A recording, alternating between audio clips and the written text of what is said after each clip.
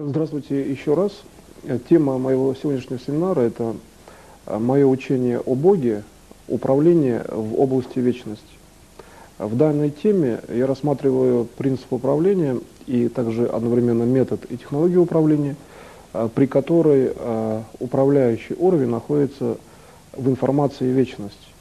В этом случае, когда мы говорим о структуре вечности, то здесь получается так, что сам элемент управления, например, управляющий сигнал, он должен быть неразделим с уровнем управления. То есть информация, например, вечного человека не имеет какой-то, получается, что конечной формы с точки зрения первичного импульсного восприятия, потому что понятие вечности – это есть бесконечная величина.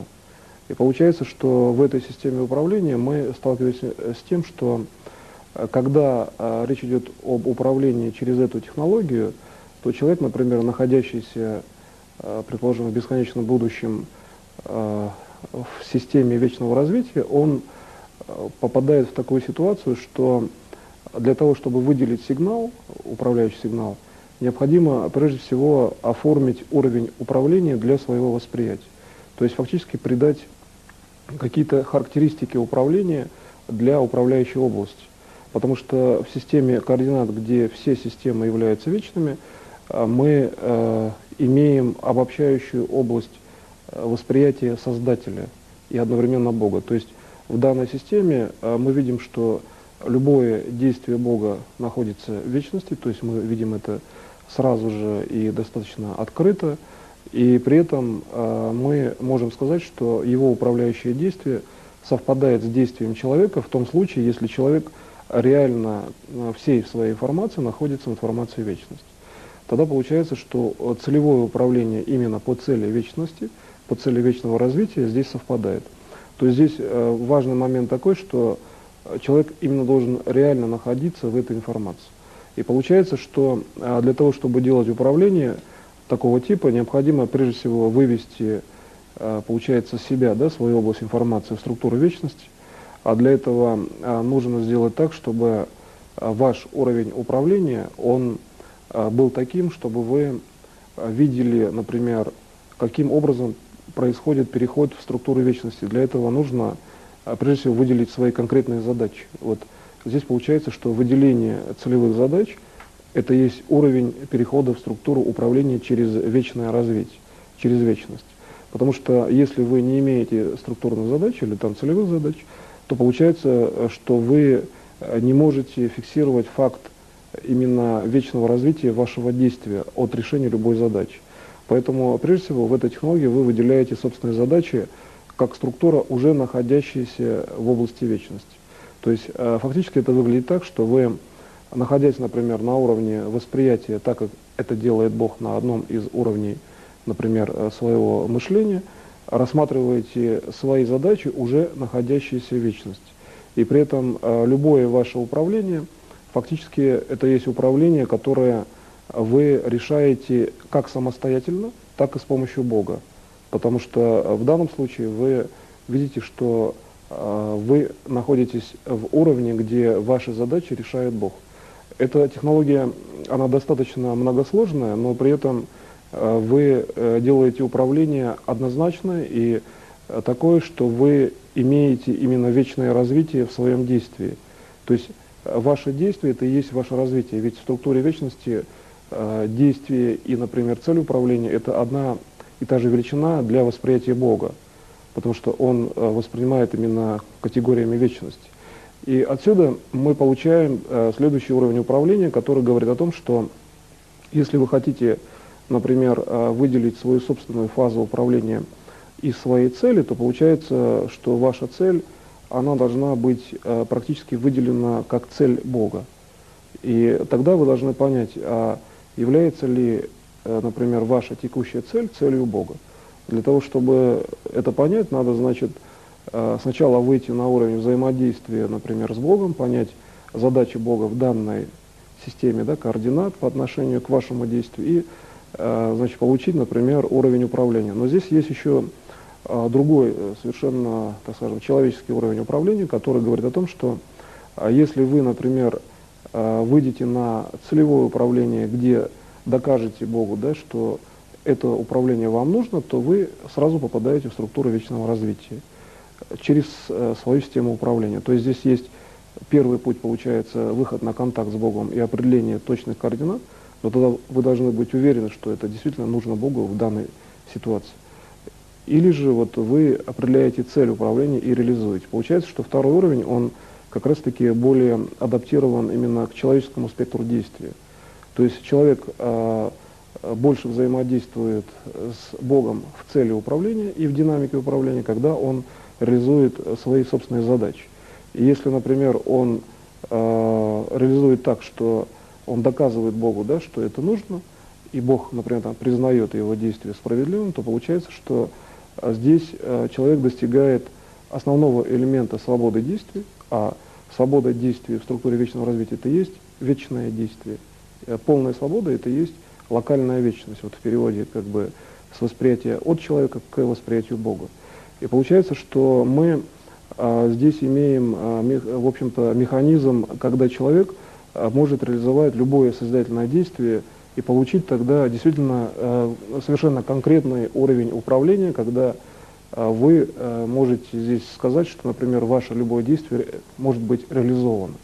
Когда вы приходите к такому пониманию реальности, то, вообще говоря, тогда вы можете, значит, излечить любое заболевание, вы можете сделать любое управление, и при этом вы можете точно сказать, что ваша технология, она совершенно конкретно связана с вашим желанием. То есть, например, у вас есть конкретная какая-то проблема, вот в этом управлении нужно выделить сразу же какую-то конкретную проблему. То есть сейчас нам нужно сделать так, чтобы вы сразу же, находясь в структуре вечности, делали управление. То есть слово, находясь в структуре вечности, или, например, слово вечности, здесь в данном случае я специально выделил понятие слова, да? Слово «находясь», и дальше уже идет фраза. То есть можно через слово, акцент поставив на слове, показать структуру вечности, и при этом вечность начинает работать.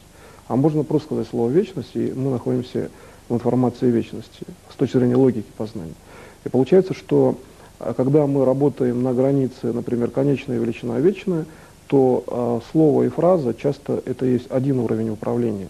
Точно так в структуре, именно когда мы работаем, уже находясь в вечном плане управления, здесь часто фраза и слово, или, например, мысль — это одно и то же. Вот в этой информации получается, что человек может управлять не обязательно там, через слово, не обязательно через фразу.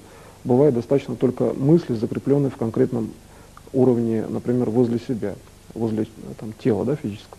И получается, если мы, например, ставим задачу, и эту задачу нужно решить, то данная задача, она имеет достаточно общее действие. То есть если в конечном уровне управления, там, где конечные величины выражены более корректно, скажем, да, человек воспринимает, там, например, форму тела человека, человек воспринимает какую-то конечную величину действия человека и знает, что действие реализуемо, даже если это какой-то коллектив или это, предположим, заболевание, которое имеет локальную природу, то, попадая в структуру вечности, он попадает в ситуацию, когда ему необходим дополнительный контроль за локальной информацией, потому что информация как бы начинает растекаться.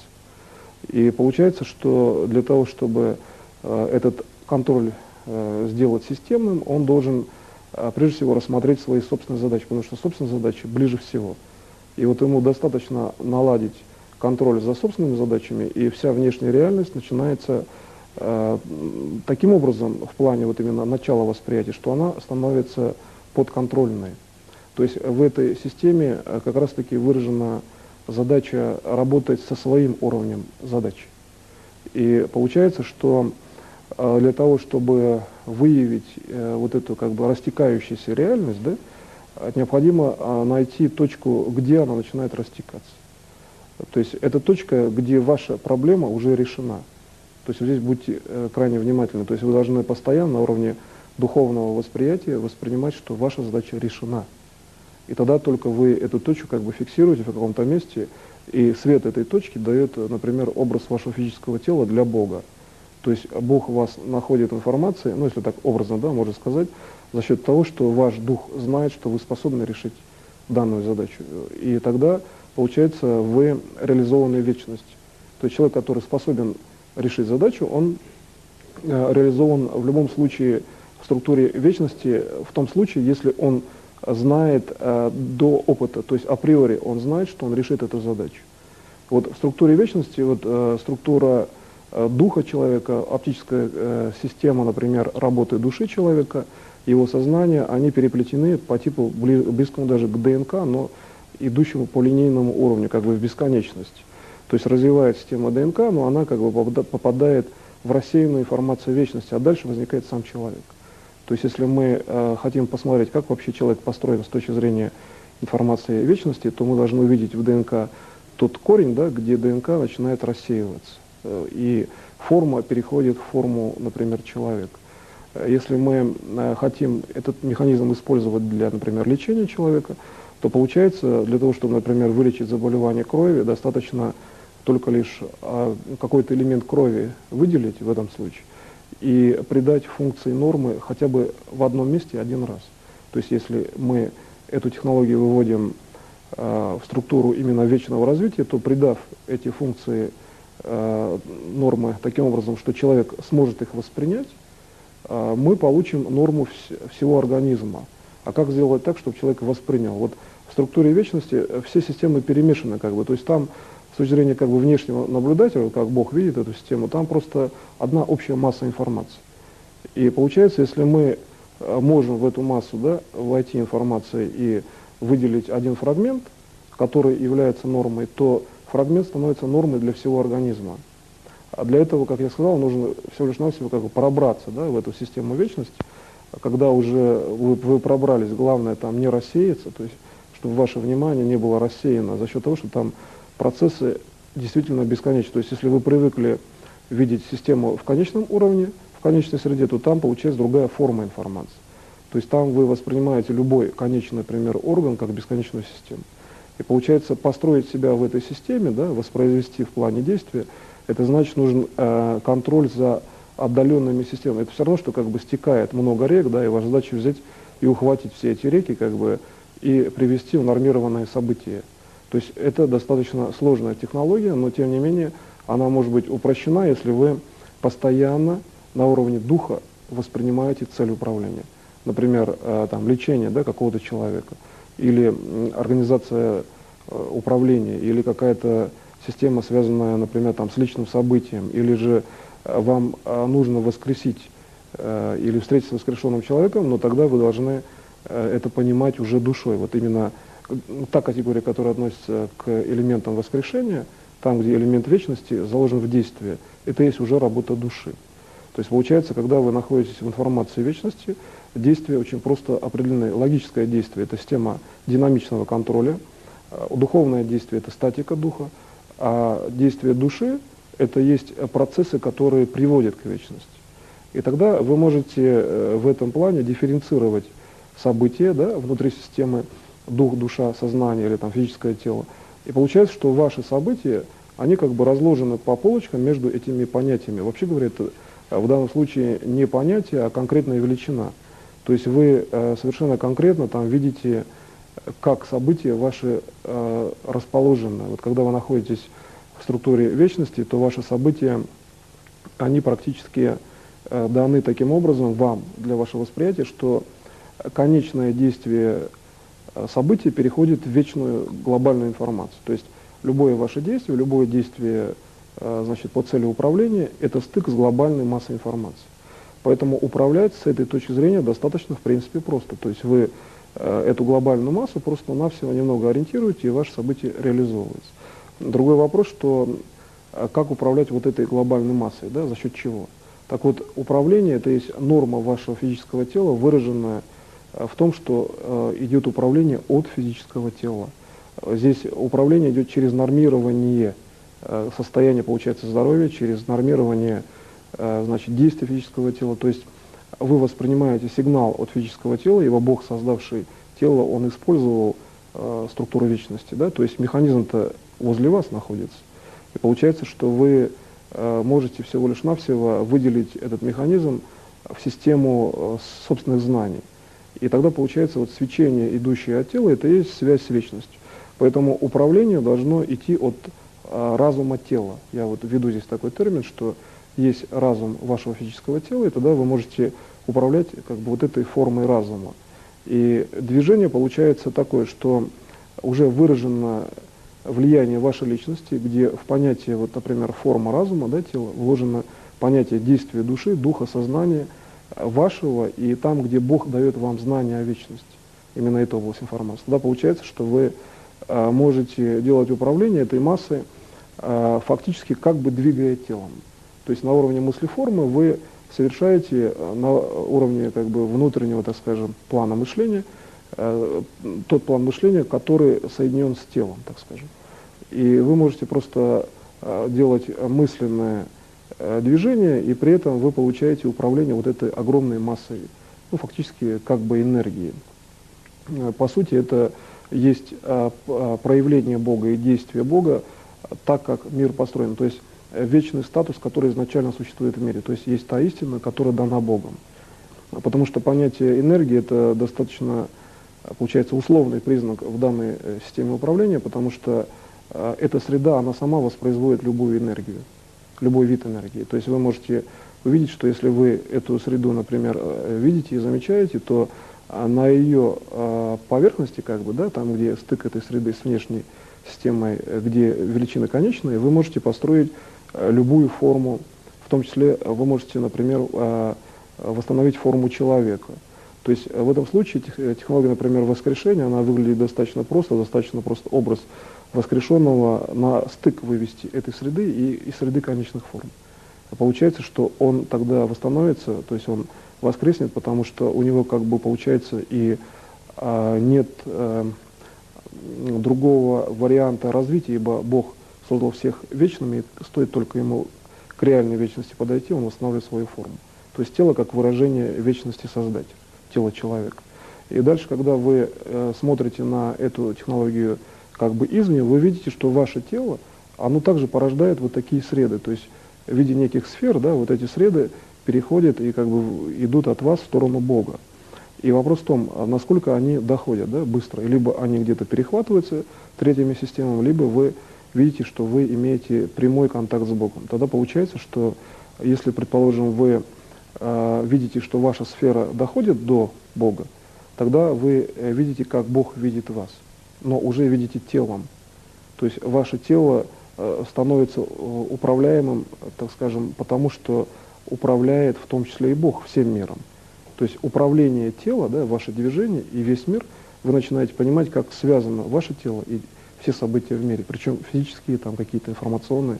То есть это полная гармония с точки зрения понимания того, как Бог видит вас и весь мир, как Он создает вас и весь мир в данный момент времени.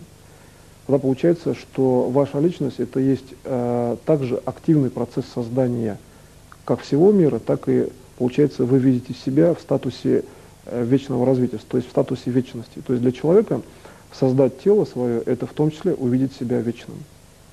И при этом получается, что вы участвуете в системе развития и создания всего мира, но при этом вы себя видите вечными, потому что это есть уровень, где Бог вас создал, и вы таким образом фиксируете, как бы вы находите себя в структуре сознания Бога. То есть таким образом вы осуществляете переход именно в сознание Бога. А сознание Бога — это технология, конкретная технология. То есть вы можете, например, выделив статус вечности, вылечить любое заболевание, если только признаки заболевания вам, например, не то что даже известно, а, предположим, как-то даны в виде, предположим, просто условной информации.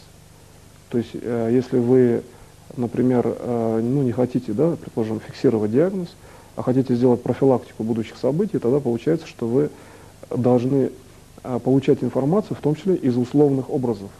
Например, почему существуют суеверия какие-то, да, в мире, где бесконечные объемы информации. Предположим, человек едет по дороге, но бесконечный уровень там звездного неба и некое суеверие, ну, которое реализовывается как бы как связь бесконечной величины и его восприятия человека. Получается, что суеверие как признак внешнего бесконечного действия. В чем бесконечность действия? Что люди считают, например, что суеверие может повлиять, ну, какая-то ситуация, связанная с суеверием, может повлиять на ход событий, да, например. Тогда получается, чтобы изменить данный ход событий, достаточно просто вот эту как бы бесконечную величину просто немножко провернуть, то есть изменить ход событий.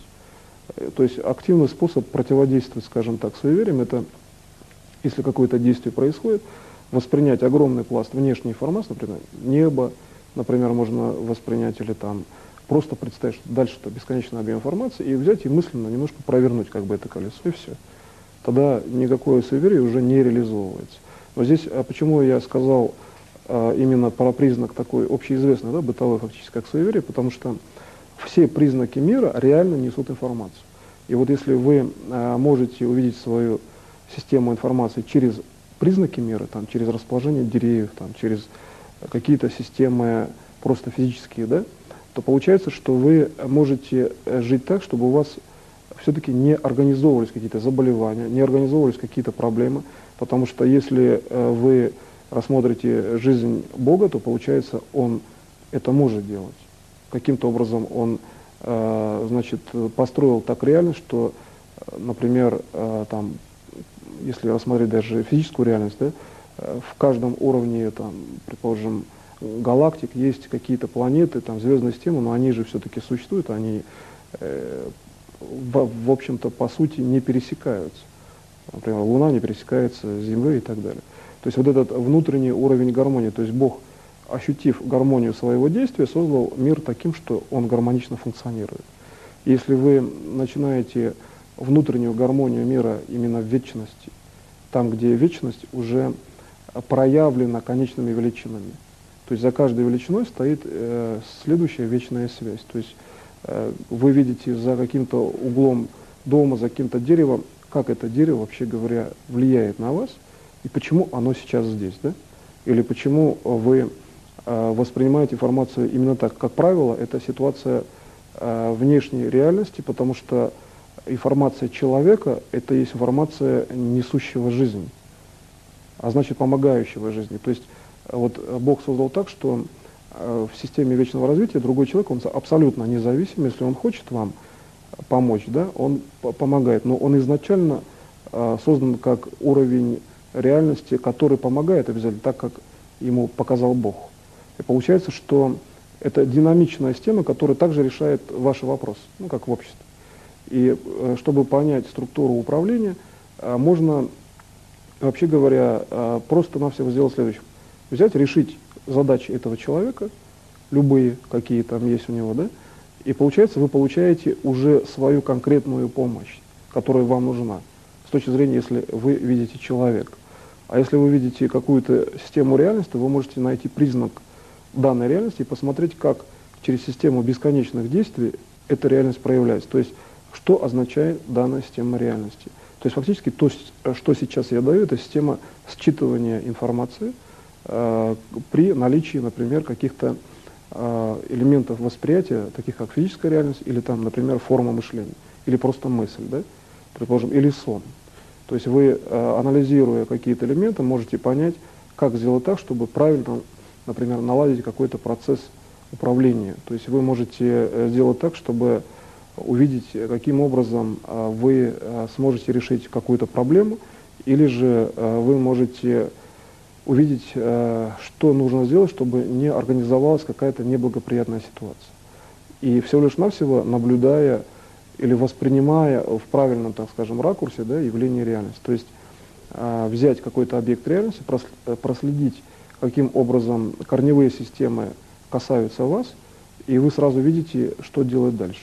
То есть либо вы, например, идете дальше, либо вы можете изменить события. Но чтобы вот изменить события, это уже другая величина.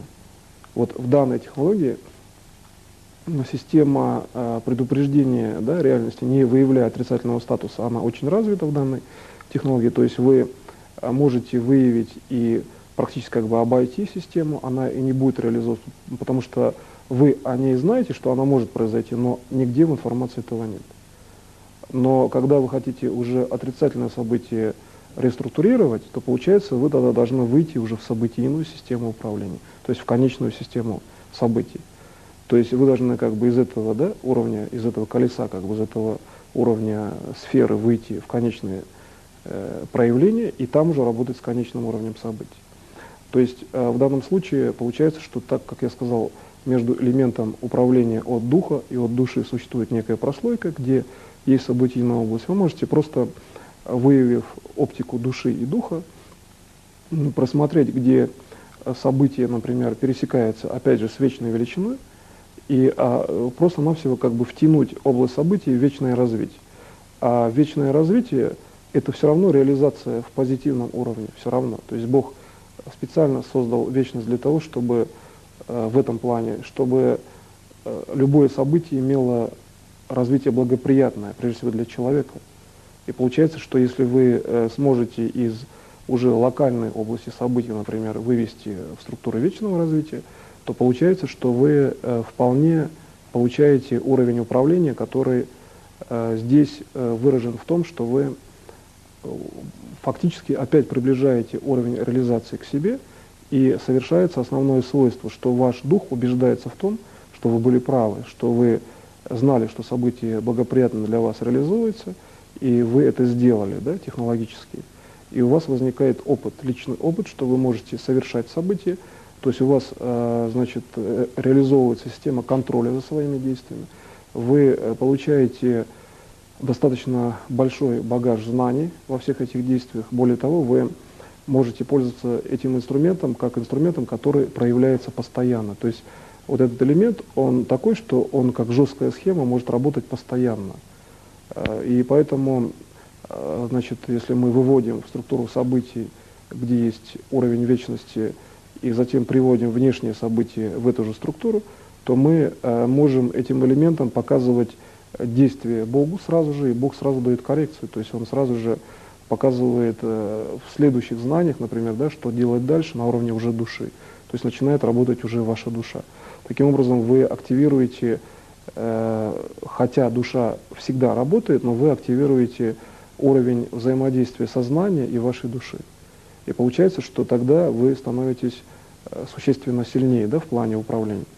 И когда вы начинаете, например, так мыслить, то получается, что вот вы создали, да, конкретный механизм управления с точки зрения нахождения в информации вечности, действуете так, как Бог действует и показывает по цели именно вечного развития. Но здесь вот возникает уровень следующий, что для того, чтобы решить частное действие, в данном случае мы рассмотрели область, которая аналогична области действия Бога. Когда мы рассматриваем частное действие человека, то прежде всего тогда, получается, человек должен принять форму вечности, то есть он должен иметь, по крайней мере, с точки зрения того, что Бог видит, что он имеет эти технологии, он должен иметь статус уровня вечного развития, и тогда его конечное событие будет управляться также, если даже вне этой области. То есть в конечной величине, да, например. Почему я так именно здесь показываю? Потому что когда мы имеем дело с конечными действиями, то нужно, чтобы любой уровень сознания работал так же, как структура вечного развития по возможности. И получается, что здесь нужно придать статус именно вечного развития своему телу. То есть вы должны получить те знания, которые, когда Бог смотрит на вас, показывают, что вы имеете потенциал вечного развития.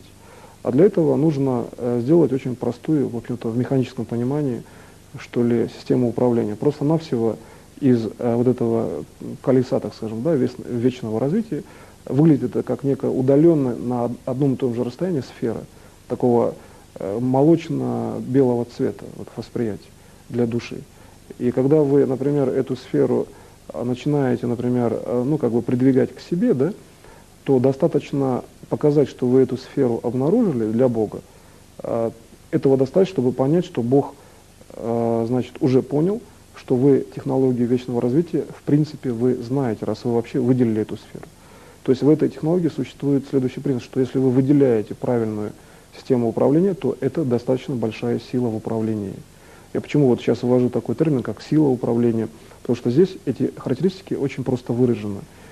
Правильный путь, да, правильное знание вот в этой технологии, по моему учению, как раз-таки распространение моего учения происходит потому, что выделяется правильный фрагмент именно вечного развития события. Получается, что если я там, например, закладываю систему управления, то ее можно сделать бесконечной, только лишь навсего введя в область вечного развитие в область вечности фактически. То есть выделить область вечности, ввести, и система начинает быть вездесущей. Сразу же, мгновенно. Дальше можно проследить, что это действительно действует. Вот вы в качестве практики возьмите и сделайте такое же управление. Введите какую-то, например, позитивную информацию для всех и проследите, чтобы информация распространилась реально ко всем, в реальном времени. И вы увидите, что через этот механизм можно действительно действовать безусловно, то есть можно действовать без слов практически на всех сразу же. И человек, причем, получает совершенно сопоставимый уровень управления, так как если бы он получил, например, там, читая книгу, да, или же он получил бы, изучая как-то долго технологию. То есть через этот механизм можно очень быстро, например, излечивать тяжелые заболевания. Потому что в данном случае информация идет совершенно безусловная. То есть вам достаточно уровень там, собственной нормы или уровень обычной объективной нормы вывести значит, на уровень соприкосновения с границей вечности и ввести по возможности во внутреннюю форму, да, этой сферы. Но даже от того, что вы соприкоснетесь, вот сфера вечности, вы выводите норму по какому-то там, да, заболеванию, просто норму организма, как вы ее видите. Например, взяв матрицу либо с понятия нормы, либо просто отразив, предположим, от себя. Вот здесь очень простой уровень, достаточно своей собственной информации, ибо тело – источник вечности. Вы, получается, просто сформировали локальный импульс, выделили в своей системе, и получается, что следующие события, которые, ну, например, там, неблагоприятны, да, нужно вылечить человека срочно, их достаточно просто-навсего как бы одновременно соприкоснуть с этой сферой. То есть отсюда вы норму вводите, а отсюда вы просто эти события просто-навсего одновременно к границе сферы. Ну, представьте, что это большая капля, да, и нужно сделать так, чтобы в общем-то, поверхность сдеформировалась одновременно, чтобы не было сильных вибраций. Не сначала одно действие, а потом другое. Из-за того, что могут быть перекосы, да, это же подвижная система. И достаточно тогда это сделать одновременно, вы можете увидеть очень мощный эффект. То есть системой диагностики является уровень фактически света, который начинает подниматься вверх. Вот. Если вы сделали правильно, то начиная с свечения данной сферы, оно становится ближе к серебристому белому цвету, и возникает такой поток, именно идущий вверх, и который от того, что он идет вверх, сверху привлекает бесконечный поток Бога. То есть вот здесь очень важно видеть вот эту дифференциацию. То есть идущий вверх поток – это действие вашего духа, а вот поток Бога вы воспринимаете и душой, и телом одновременно. То есть вот здесь можно выделить ситуацию, когда вы воспринимаете работу души и тела отдельно от, например, работы духа.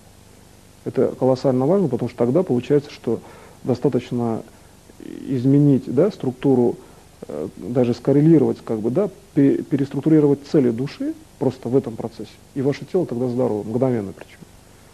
Ведь процесс построения тела человека Богом – это есть процесс постоянно новый. Для Бога такого понятия, там, как силы тяжести и так далее, ведь в принципе нет. Бог создает и силу тяжести, и любую микрочастицу в реальном времени. Поэтому получается, что для него процесс, например, именно создания тела человека, это процесс достаточно конкретный. То есть он выражен в том, что знание души создает тело. И в этом плане это достаточно развитый механизм с точки зрения, например, применения этого механизма к процессам воскрешения.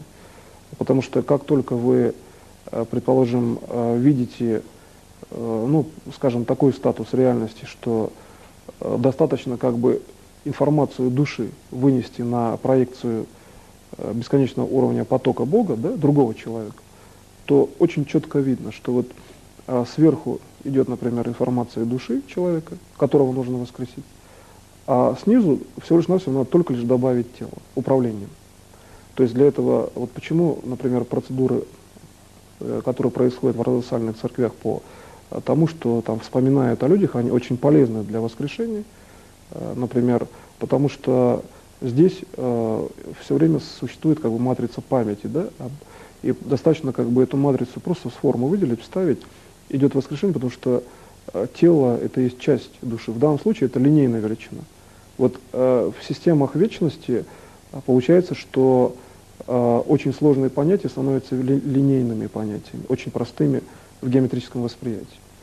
И если, например, вам нужно вылечить человека, то получается, что вы должны фактически сделать в этой системе следующее, что просто-навсего, например, есть физическое тело человека, если, да, которое, например, нуждается в управлении, хотя можно делать управление, не обязательно акцентируясь на его физическом теле, не обязательно, можно только через образ делать, через модельный, да, уровень, потому что здесь получается, что вы вполне можете, например, здесь увидеть следующее свойство.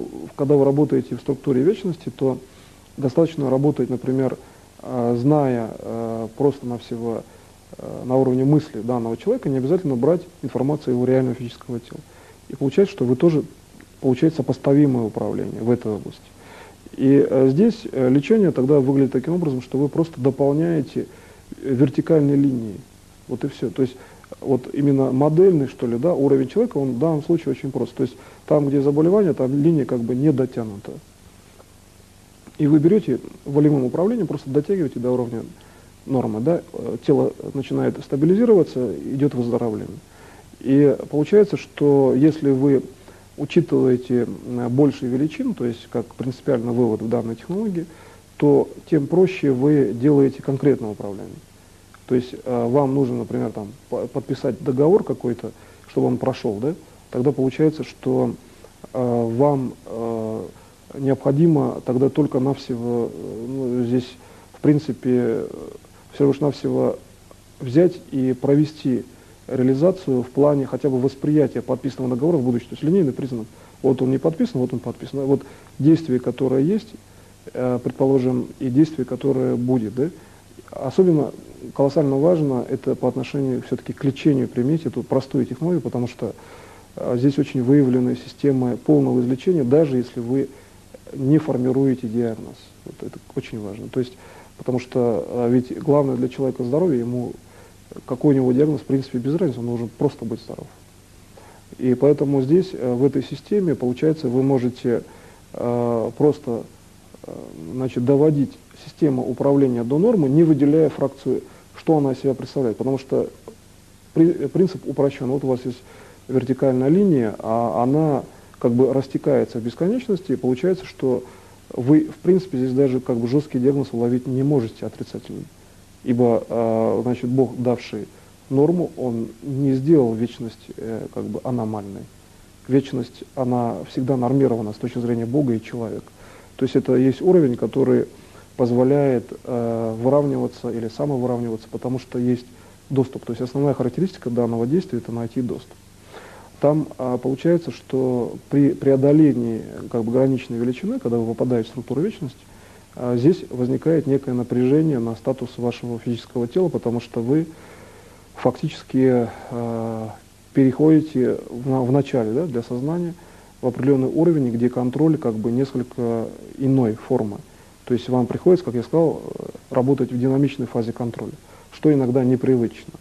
Но через какое-то время, когда вы привыкаете, вы вполне можете работать в структуре вечности еще более эффективно, еще более просто, и при всем при этом вы можете, например, делать таким образом, чтобы упрощать систему управления. То есть здесь получается, что вы, например, когда делаете управление такое, что вам нужно, например, какое-то конкретное событие, да, сделать таким, пусть это универсальное событие, не обязательно это даже лечение, но здесь можно любое событие сделать универсальным. То есть получить универсальное действие, которое позволяет управлять любым уровнем событий. Почему это очень нужная технология в этом плане? Потому что даже управляя таким процессом, как, например, лечение, да, излечение от тяжелых заболеваний или от какого-то очень сложного заболевания, часто приходится управлять социальными процессами. И получается, здесь надо выделить как бы корневую систему, да, как сделать так, чтобы было время там на полное излечение, при этом внешний социальный план был нормирован, то есть никто бы не торопил там, и так далее, да, если нужно время для излечения. Тогда получается, что вам нужно выделить корневую систему, соединяющую само излечение, например, или необходимое время для излечения, к тому, чтобы социальные события были нормированы. В принципе, это относится к любому делу, то есть, как правило же, события не существуют вне других событий. И получается, что если уж, скажем так, для Бога такой, вообще говоря, вариант реальности есть, то есть он может выделить события как бы для себя, да, но для человека это означает его восприятие. Вот выделение собственного статуса событий для человека это его собственное восприятие. И получается, что значит, восприятие это способ индивидуализации событий, причем такой же, как у Бога. Просто мы должны для этого понять, вот, что Бог заложил в систему восприятия. Если он сам и строит восприятие, Бог себе, то получается человек его как бы выделяет по воле Божьей. Граница восприятия и реальности – это есть действие Бога в бесконечности. И здесь выделение вот именно корневого уровня событий, в данном случае это есть уровень, где восприятие человека и Бога совпадает. То есть задача Бога и человека в любом действии созидательном совпадает. Человеку не нужно там думать, правильно ли он в этот момент делает и вообще по воле ли это Бога. По воле Бога с точки зрения бесконечного развития все, что связано с созидательным уровнем, направлено на вечное развитие. Потому что он сам создал так реальность в однонаправленном уровне. И поэтому, когда я говорил о том, что мы должны в общем, провести некую синхронизацию того, каким образом вы хотите, например, сделать управление, получить, да, ответ от Бога, правильно ли это в первом уровне, то когда вы уже начинаете работать в этой системе, там так вопрос не стоит. То есть там стоит вопрос, что вы всегда работаете правильно. Вот здесь есть принципиальный момент, потому что как только вы вошли в систему, вы должны видеть, что ваше любое действие правильное. Вы должны быть в этом уверены, дух должен быть уверен. И когда вы начинаете это делать, то получается, что все события нормируются, потому что вы сделали первое действие, и все следующие, как бы, они правильны, ибо первое правильно. А первое действие, да, человека – это его организация Богом. Изначально это правильное действие с точки зрения Бога. Он создал человека. Получается, вы находитесь на уровне первичного сигнала, то есть вы находитесь на уровне самого первого плана создания человека Богом. И тогда синхронизация действий – это есть то, что вы хотите получить как система, получается, и управляемой внешней реальности, и реализация ваших целей, и то, что вы действуете так, как показывает Бог и как состоит его задача.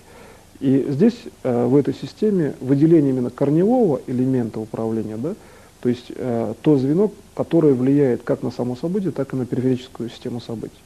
То есть вы учитываете, что само событие должно быть реализовано, но в том числе вы одновременно управляете каким-то периферическим рядом событий. Может быть, только одним основным, а может быть, если нужно, всеми системами.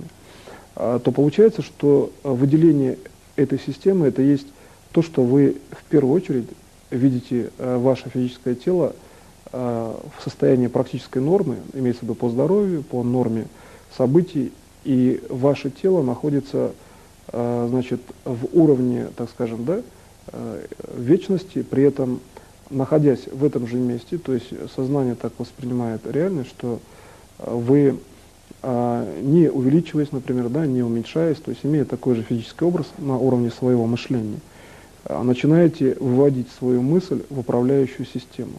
То есть как только вы видите, что управляет именно фаза мышления, именно та, которая, вот, например, называется, там, например, мышлением, да, для человека. То есть в коллективном сознании людей есть такая форма, которая называется мышлением. И если мы рассмотрим процесс, что и действие душой это тоже мышление, и там действие духом воспринимается как мышление, да, то приведя сюда, предположим, фазу именно коллективного управления, что для тех людей, которые, например, они не занимаются, например, этим вопросом, но им нужно дать образование, что мышление может быть действие души, духа, сознания, это как бы форма информации, и понятие мышления подразделяется на работу души, например, и так далее. И когда вы переводите вот эту вот фазу мышления в коллективном понимании, то это корневое действие становится всеобщим, достаточно выделить в коллективном сознании, что есть мышление человека, то есть как человек работает фактически на духовном уровне с точки зрения больше логической фазы работы. Его мышление – это больше логическая фаза работы. То получается, что мы видим здесь очень простой элемент. Сфера мышления всех людей, значит, она отсвечивает, сразу же показывает корневой узел событий, потому что самый простой переход на уровень всеобщего управления, это учет интересов всех людей в плане созидательного развития. Чтобы спасти всех людей, нужно дать им управляющий импульс, который решить, в общем, здесь получается, не только решит их вопрос с точки зрения, да, макроспасения, но и реализует их собственные задачи одновременно. А получается, как можно реализовать задачи, например, да, человека, если человек изначально совершенно недоступен по уровню там, внешнего воздействия.